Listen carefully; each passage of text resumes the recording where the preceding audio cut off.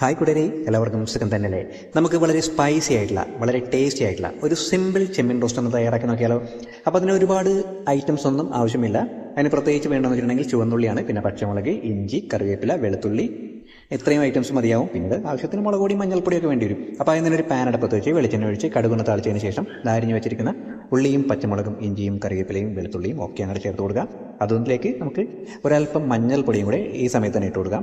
മഞ്ഞൾപ്പൊടിയും ചേർത്ത് കൊടുക്കാം. അതേപോലെ തന്നെ ആവശ്യത്തിന് ഉപ്പ് ചേർക്കുമ്പോൾ ഒന്ന് ശ്രദ്ധിക്കുക, കാരണം ചെമ്മീനിൽ ഉപ്പ് ഉണ്ടാകും. അപ്പോൾ അതുകൊണ്ട് സൂക്ഷിച്ച് വേണം ഉപ്പ് ചേർക്കാനായിട്ട്. അതെല്ലാം ചേർത്തതിന് ശേഷം ഒരു കുഞ്ഞി കഷ്ണം കുടംപുളിയോ വാളംപുളിയോ എന്തെങ്കിലും ചേർത്ത് കൊടുക്കാം. ജസ്റ്റ് ഒന്ന് ടേസ്റ്റ് ഒന്ന് അഡ്ജസ്റ്റ് ചെയ്യാൻ വേണ്ടി മാത്രമാണ് കേട്ടോ അത് ചേർത്ത് കൊടുക്കുന്നത്.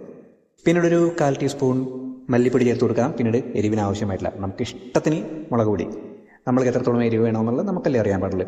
അപ്പോൾ അതുകൊണ്ട് ആ ഇഷ്ടത്തിന് അങ്ങോട്ട് ചേർത്ത് കൊടുക്കുക. പിന്നീട് ക്ലീൻ ചെയ്ത് വെച്ചിരിക്കുന്ന ചെമ്മീനും കൂടി ഇതേപോലെ അങ്ങോട്ട് ഇട്ടങ്ങോട്ട് കൊടുക്കാം. അതിനുശേഷം നന്നായിട്ടൊന്ന് ഇളക്കി ഒന്ന് യോജിപ്പിച്ചതിന് ശേഷം നമുക്കിവനെ ജസ്റ്റ് ഒന്ന് മൂടി വെച്ചൊന്ന് വേവിക്കാം.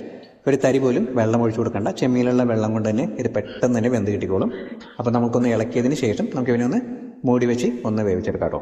അപ്പോൾ മൂടി വെച്ച് വേവിച്ചതിന് ശേഷം തുറന്ന് കഴിഞ്ഞപ്പോഴത്തേക്കും അത്യാവശ്യം ഡ്രൈ ആയിട്ടൊക്കെ ഇരിപ്പുണ്ട്. അപ്പോൾ ഇത്രയേ ഉള്ളൂ നമ്മൾ ചെമ്മീൻ റോസ്റ്റ് ഉണ്ടാക്കുന്നത്. അപ്പോൾ എല്ലാവരും ഒന്ന് ട്രൈ ചെയ്ത് നോക്കൂ.